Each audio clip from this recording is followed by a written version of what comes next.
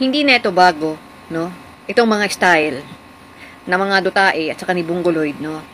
Itong sa pagbaliktad ni Saldico, no? As you remember, itong mga, yung ginawa nila kay Congressman Laila de Lima, no? Alalahanin nyo ha, na itong mga pinag-hire at pinagtatakot nila para mag-testify against kay Congressman Laila de Lima, no? Ito ay paalala lang ha. Mga fabricated statement, mga fabricated lies, and even the fake evidences na wala naman talagang kalaman-laman. Experts sila doon. Okay? Huwag nating kalilimutan na basta-basta lang tayong naniniwala. Because you know why? Itong si Saldico is sa time pa ni former president. Okay? Always remember na sa time ni FPRRD, ang dami ng kaso nito ng mga korupsyon. No? Hindi sinisita under the 30 admin because of Bongo. Ngayon lang siya, dito lang siya kasi you know, walang sinisino ang Pangulong Marcos. I hope no na even sa media na sa mga sa side no na nasa Liberal Party ay wag nating kalilimutan 'yan. Na walang totoo no sa mga Duterte, most especially itong si Saldico na talagang dati nilang allies. Okay, ulitin ko. May kaso na ito sa time ni FPRRD, kaso pinagtatakpan nila Bongo. Tandaan niyo 'yan, okay? Even itong si Bicoy, no? Paano napunta to at bumaliktad, ha? Pinalusutan nito ng warrant of arrest. Bago ito nalusutan ng warrant of arrest, ha, pinuntahan pa yan ng Bicol. Pagpunta doon sa Bicol, alam na ni Bicoy kung anong mangyayari. And then after that, no, inopera, no, ang pagkakasabi nga sa akin ni Bicoy is 3 million, no? Kaya bigla siyang nagbaliktad. Una-unang statement niya is dapat kampo lang nila former Senador Trillanes. Ngayon, nagka-anxiety yung tao kasi idinagdag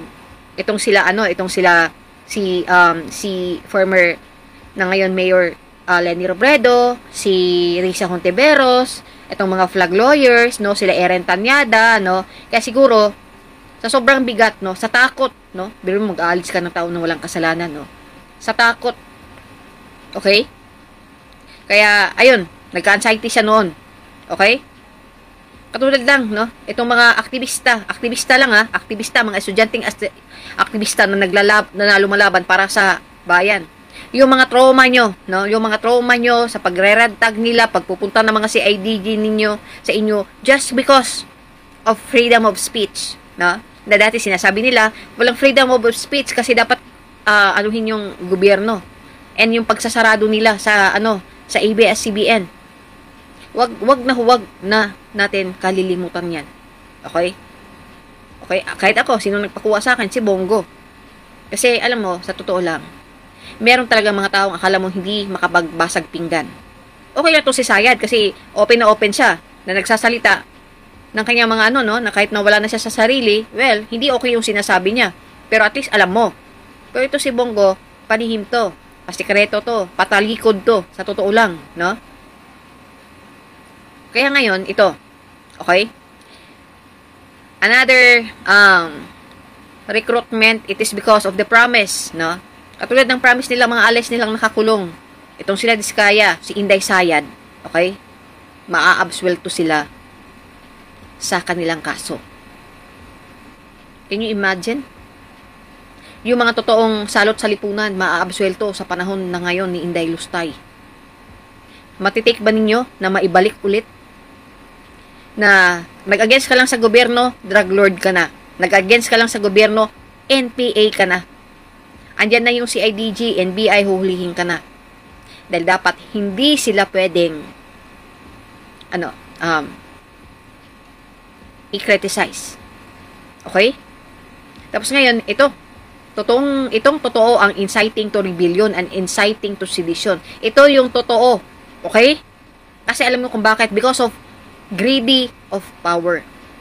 Ulitin ko.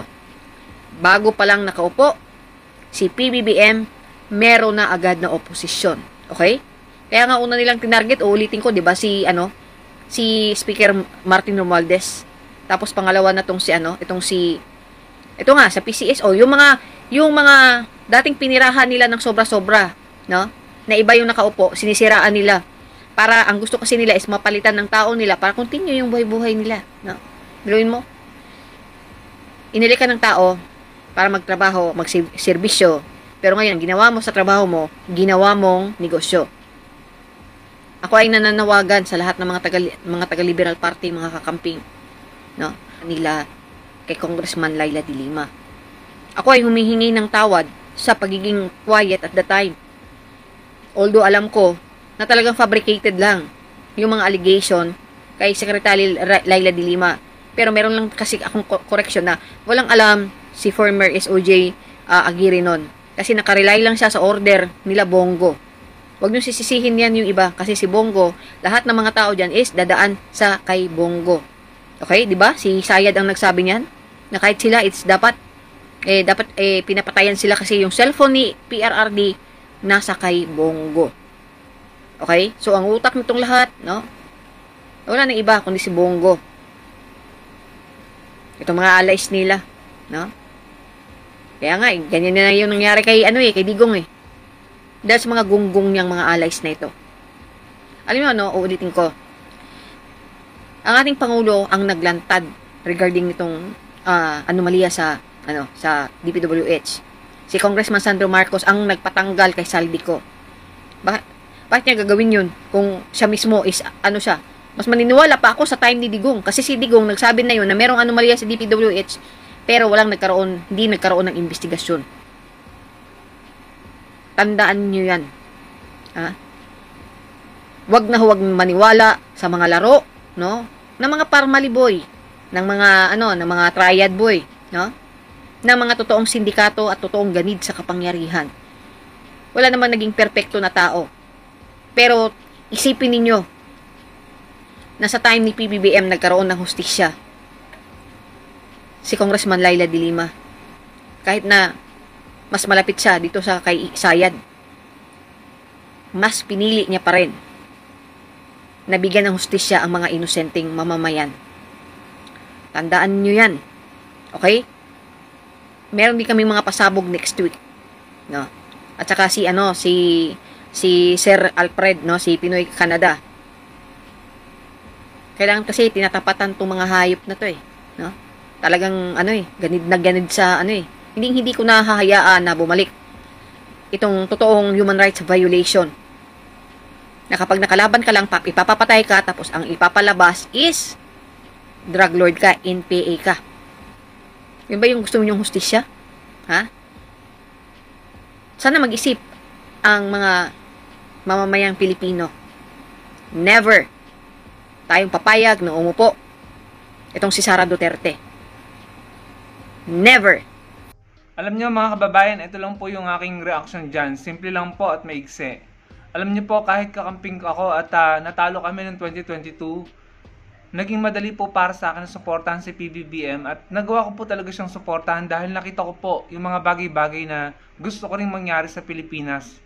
Yung pinaka-importante yung sa West Philippine Sea at saka yung sa hustisya, mga kababayan.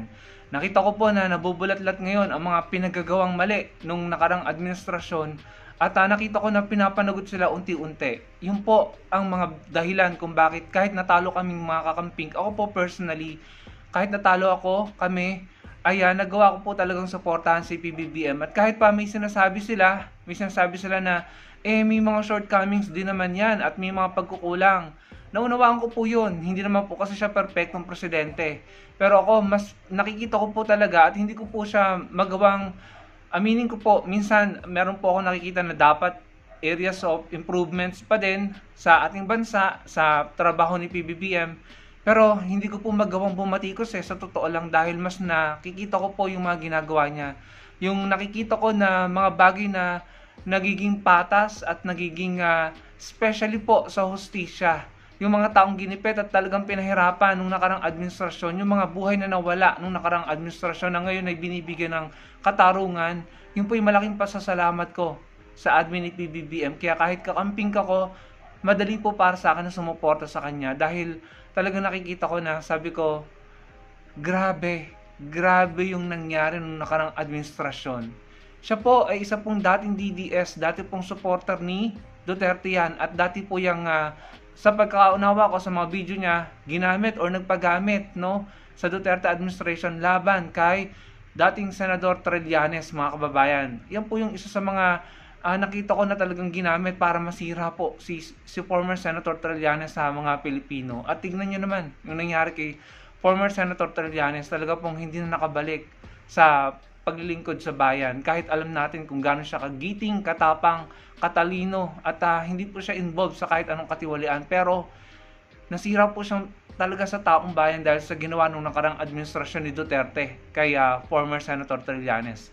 Kaya yung sinasabi niya ni Guillermina patungkol kay Bongo, ayan po yung isa sa mga reasons sa tingin ko kung bakit hindi tinatantanan ni Senator Trillanes ang kampo ni Duterte. Especially si Bongo na sinasampahan niya ng kasong plunder ngayon. So kaya po ako ay kaisa ng mga loyalist, no, at ng lahat ng pro-government at lahat ng kakamping at lahat ng tao na poprotekta at sisiguraduhin na matatapos ni PBBM ang kanyang termino hanggang 2028. Dahil hindi na po tayo papayag, dapat wag na po tayong pumayag na maulit na naman po ang power tripping at pag-aabuso sa kapangyarihan na talagang grabe, no, parang namayagpag ang mga sindikato nung nakarang administrasyon. Yung po yung observation natin at yun naman po talaga yung nakikita natin ngayon. Kaya wag na tayong pumayag na mangyari ulit yun, mga kababayan. Kayo po, ano pong masasabi nyo sa mga isiniwalat niya bilang dati po siyang DDS? Kayo po ba'y dating DDS na namulat na rin? Gaya niya, i-share nyo naman po sa comment section. Maraming pong salamat sa panonood.